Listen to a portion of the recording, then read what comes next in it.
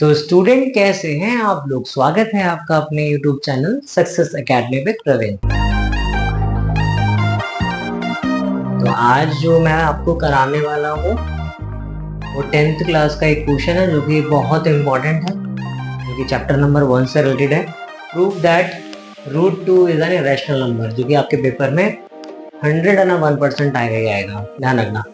एक ये वाला क्वेश्चन और एक बीपीटी, दोनों ही आपके पेपर में बहुत इंपॉर्टेंट है। ये थ्योरम है आपकी, ठीक है ना, चैप्टर 2 की मोस्ट इंपॉर्टेंट है। ठीक है, कैसे करेंगे चलिए सीखते हैं बिना किसी समय को वेस्ट करें। तो सॉल्यूशन है, सबसे पहले क्या करना है, √2 को चाहे √5 को चाहे √7 आ जाए, है ना, कुछ भी आ जाए, तो कैसे सॉल्व करेंगे ध्यान रखना। सबसे पहले आपको क्या करना है, पहला step, let √2 is a rational number. तो हमने क्या मान लिया, माना कि √2 एक क्या है, रैशनल नंबर है।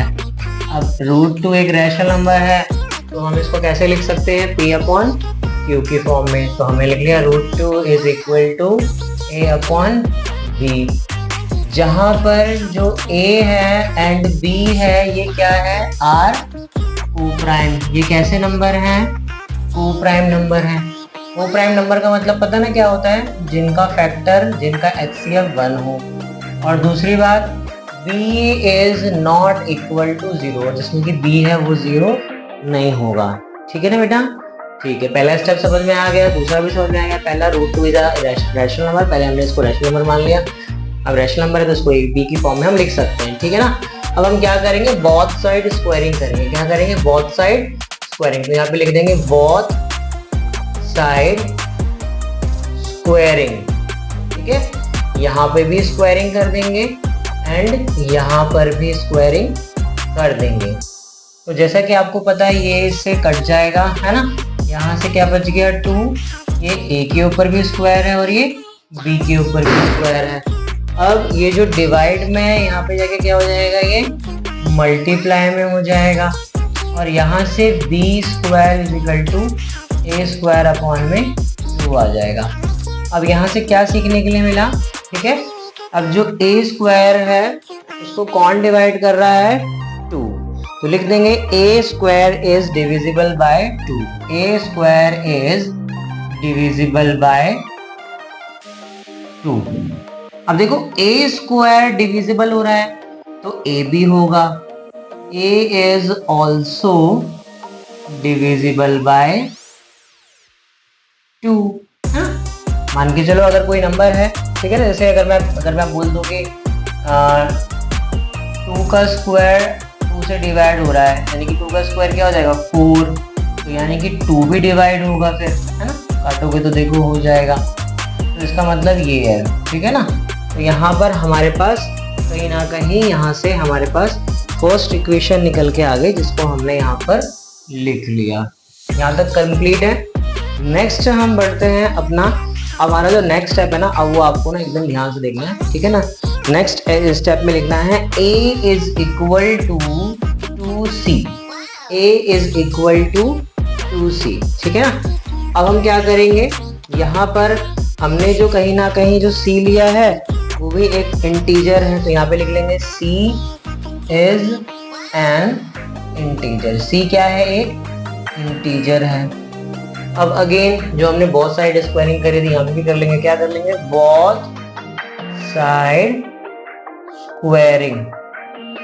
अब बोथ साइड स्क्वायरिंग करेंगे तो देखो यहाँ से क्या निकल के आएगा, मैं थोड़ा सा यहाँ पे कर देता हूँ साइड में। बोथ साइड स्क्वायरिंग करने पर अगर मैं यहाँ पे चेक करता हूँ तो यहाँ पे क्या आएगा, यहाँ पे आएगा A का square is equal to 2C का स्क्वायर, ठीक है, ठीक है। अच्छा, A का स्क्वायर खोलूंगा तो A का स्क्वायर ही आ जाएगा, ये इसके ऊपर भी है और इसके ऊपर भी, 2 के ऊपर भी और C के ऊपर। 2 का स्क्वायर खोलूंगा तो 4 आ जाएगा और यहाँ पे C का स्क्वायर हो जाएगा। इस तरीके से कंप्लीट है, कंप्लीट है। अच्छा, यहाँ से क्या सीखने के लिए मिला कि यहाँ पर हमने देखा कि भाई A² की वैल्यू क्या है, यहाँ पर 2B² है।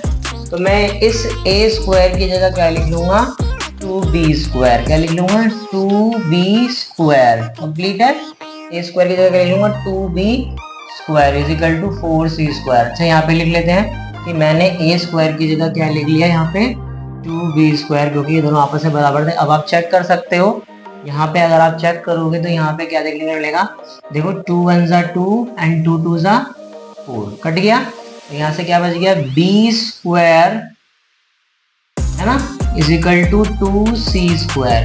अब चेक करोगे ये यहाँ पर मल्टीप्लाई में नीचे के क्या आ जाएगा, डिवाइड में हो जाएगा। मैं c स्क्वायर को यहाँ लिख देता हूँ, b स्क्वायर को यहाँ लिख देता हूँ। मैंने शिफ्ट कर दिया है, c को इधर कर दिया, b को इधर कर दिया, उससे कोई दिक्कत नहीं है। 2 अपॉन में आएगा तो ये आ जाएगा।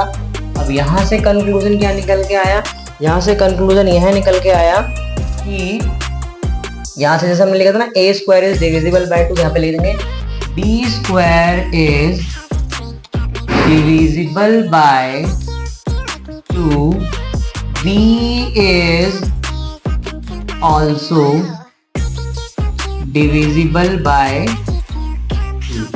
अरे भाई हमने a और b को क्या माना था, a और b को तो माना था को प्राइम, यानी कि ये दोनों सिर्फ अपने टेबल में आते हैं। बट यहाँ पर a b और b b, देखो चेक करो a b और b b ये दोनों ही किससे डिवाइड हो रहे हैं, 2 से डिवाइड हो रहे हैं ना। तो यानी कि इनका HCF क्या हो जाएगा, इनका HCF हमारा क्या हो जाएगा, 2 हो जाएगा। क्या हो जाएगा बेटा जी, 2 हो जाएगा। तो हम लिख देंगे, हमारे पास सेकंड इक्वेशन आ जाएगी।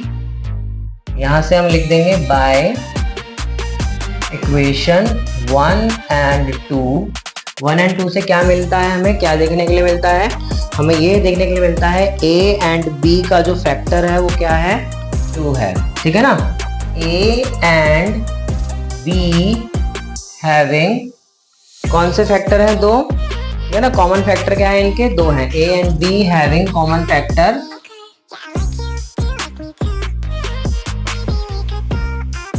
इसका कॉमन फैक्टर क्या हो जाएगा, 2 हो जाएगा। कॉमन फैक्टर क्या हो जाएगा बेटा जी, 2 हो जाएगा। यहाँ तक आपको समझ में आया, कुछ नहीं करा है, √2 को रैशनल नंबर मान लिया। उसके बाद अगर रैशनल नंबर है तो मैं इसको a और b के फॉर्म में लिख सकता हूँ। ठीक है ना, फिर मैंने बहुत सारी स्क्वायरिंग कर दी। स्क्वायरिंग करने के बाद यहाँ से कंक्लूजन निकल के आया, क्या निकल के आया, ये स्क्वायर से रूट कट जाएगा, ये इसके ऊपर भी है और ये इसके ऊपर भी स्क्वायर है।